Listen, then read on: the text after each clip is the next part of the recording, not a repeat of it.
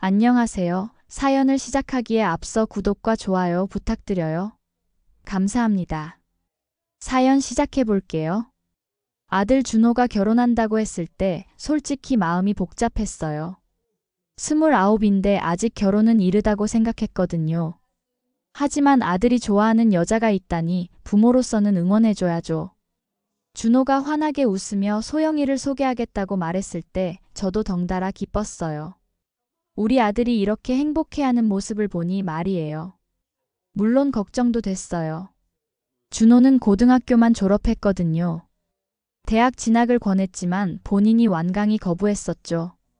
대신 바로 사회에 나가서 이것저것 배우며 지금은 작은 IT 회사를 운영하고 있어요. 제 도움 없이 스스로 일궈낸 거라 자랑스럽긴 하지만 학벌을 중시하는 사회에서 어떨지 모르겠더라고요.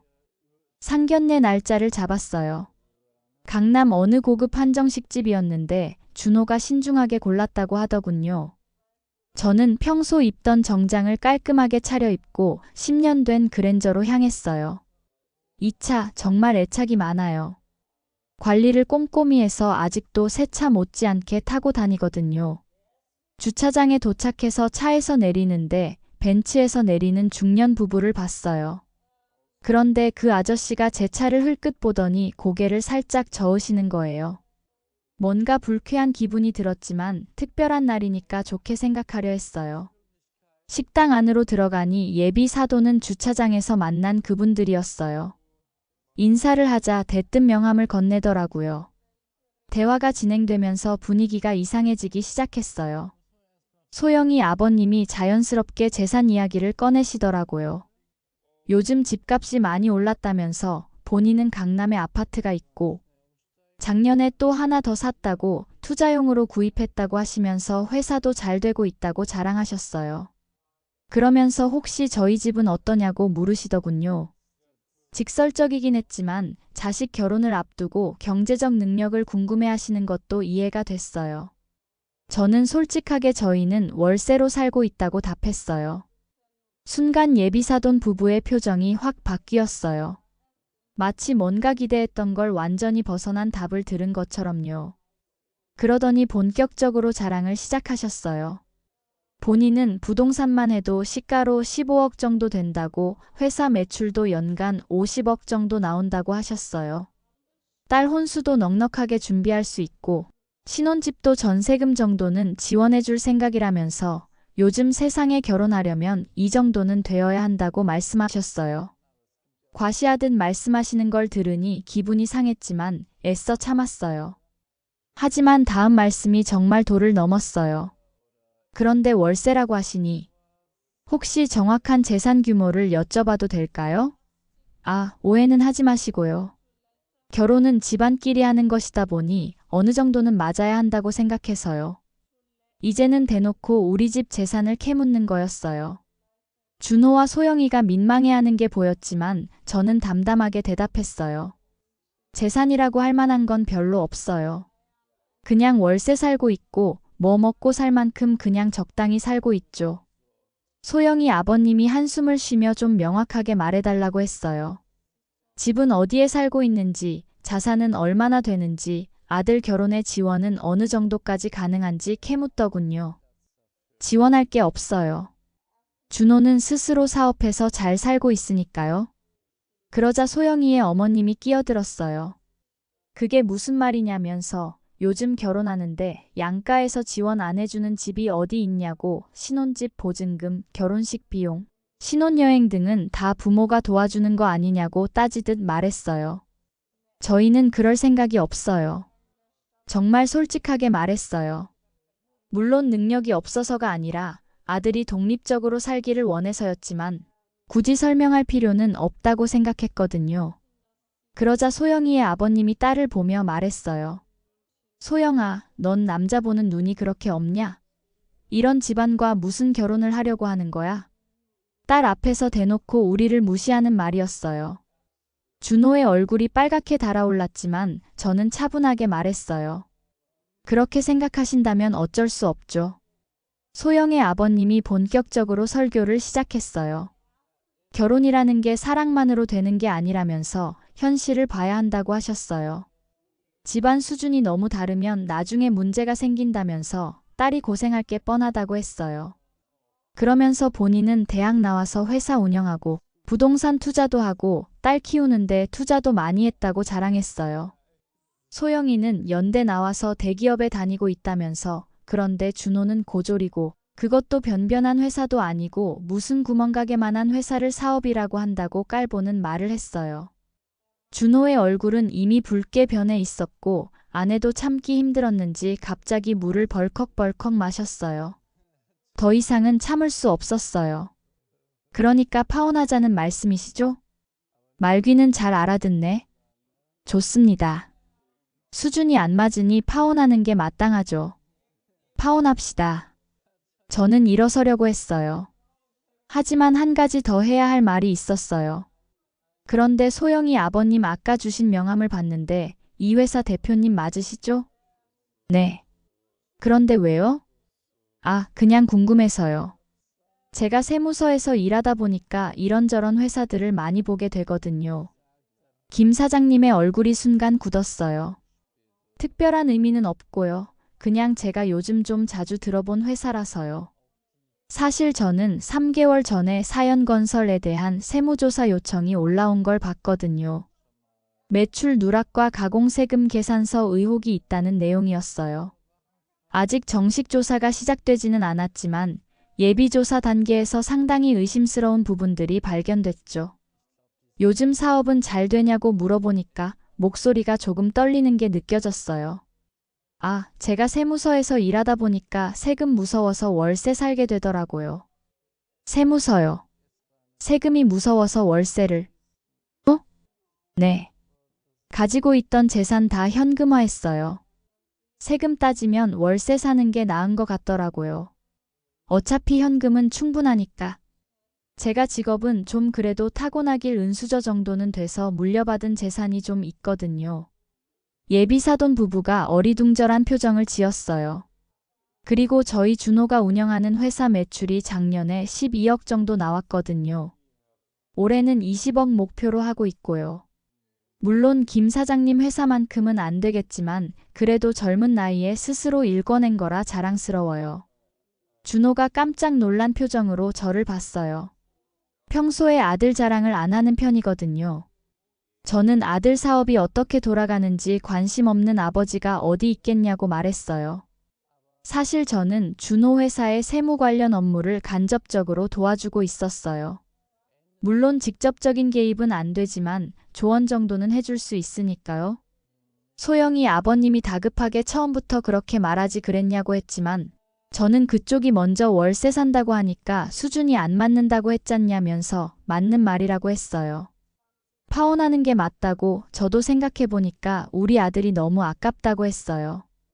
상견례를 마치고 집에 돌아온 후 저는 마음이 편치 않았어요. 예비 사돈의 그 거만한 태도와 우리를 무시하는 말투가 계속 머릿속에 맴돌았거든요. 준호도 많이 상처받은 것 같았고 정말 파혼하는 게 맞는 건지 고민이 됐어요. 월요일 아침 출근해서 업무를 보고 있는데 조사과 김 과장이 찾아왔어요. 사연건설의 예비조사 결과가 나왔는데 생각보다 심각하다고 하더군요. 가공세금 계산서 의혹이 거의 확실해 보이고 매출 누락도 상당하다고 했어요. 순간 소영의 아버님 얼굴이 떠올랐어요.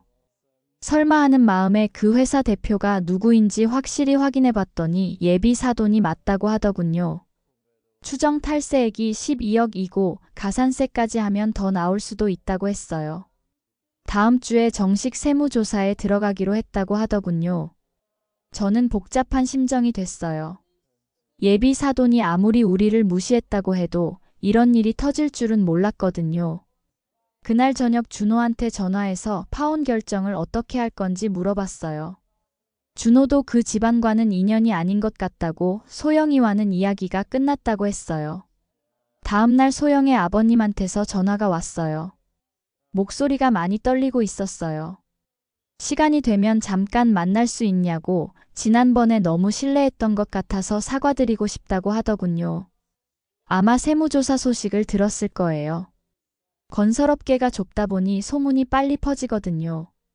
저는 굳이 그러실 필요 없다고 이미 파혼하기로 했다고 했지만 정말 한 번만 만나달라고 절박하게 부탁하더군요. 결국 다음날 저녁에 만났어요. 소영이 아버님은 완전히 다른 사람이 되어 있었어요. 3일 전에 거만함은 온데간데 없이 사라지고 초라한 모습이었어요. 정말 죄송합니다. 그날은 제가 너무 무례했어요. 지난번 상견례에서 저희 집을 무시하고 준호를 깔본 것을 사과했어요. 그러면서 혹시 자기 회사 세무조사 건을 아는지 물어봤어요. 저는 우연히 들었다고 저는 다른 팀이라고 했어요. 그러자 어떻게 하면 좋을지 조언해달라고 완전히 굽신거리더군요. 정정신고하세요.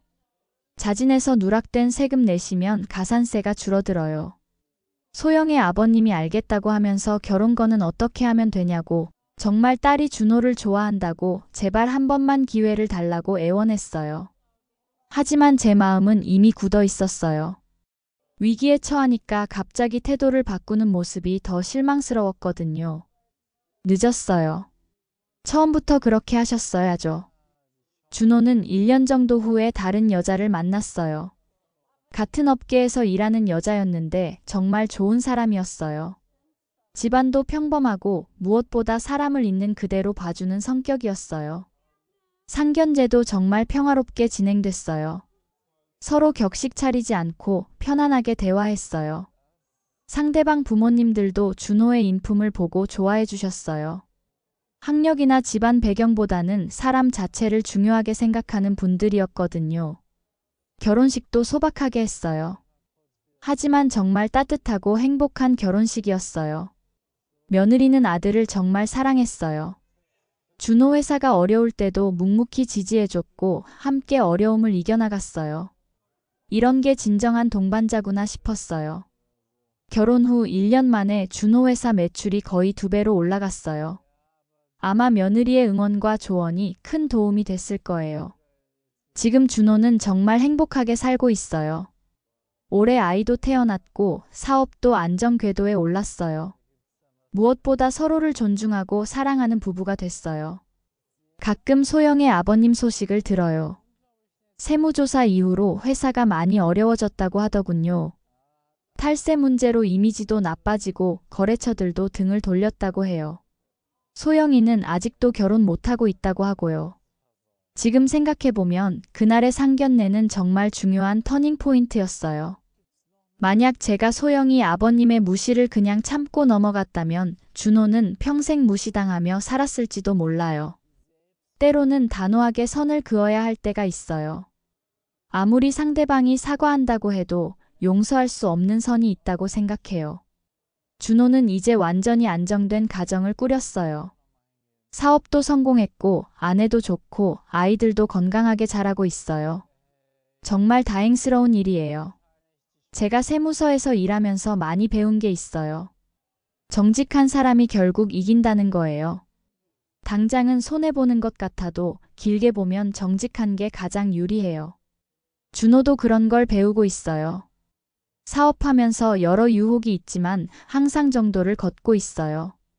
그러다 보니 자연스럽게 신뢰를 쌓게 되고 사업도 안정적으로 성장하고 있어요. 인생은 정말 아이러니해요. 나쁜 일이 일어났다고 생각했는데 결국 그게 더 좋은 결과로 이어지는 경우가 많아요. 그날의 파혼도 그런 경우였던 것 같아요.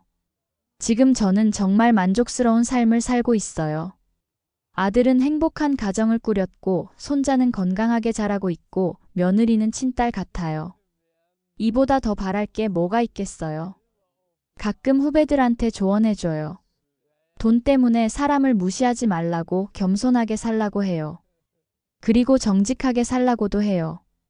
당장은 손해보는 것 같아도 결국 그게 가장 현명한 선택이라고요. 준호도 이제 아버지가 됐으니까 아이들한테 올바른 가치관을 심어줄 거예요.